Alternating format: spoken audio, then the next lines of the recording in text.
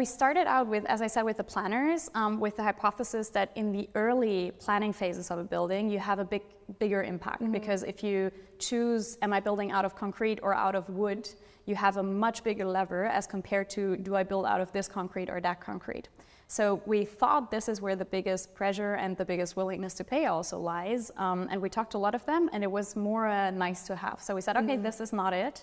And we shifted to a pitch where we said, okay, we just aggregate all the material data out there, all the environmental material data, and we make it available via API. So we were selling to software providers in the construction industry. We always had this embodied carbon in construction focus, but we were then trying to pitch that to them. And this was the first time, early 23, where we felt a bit of a pull, and they really wanted to like integrate the data and use it for their customers.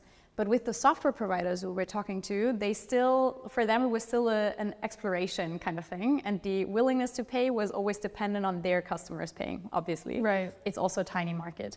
But what we did learn when we pitched this was that a lot of manufacturers started approaching us, and they said, first, how do I get my data in there? Because I wanted to end up at my customer, and even more important, how do I even create this data? Because currently it's a huge pain. And when you're in this exploration phase and you hear huge pain, that's exactly what you're searching for. So this is where you drill down.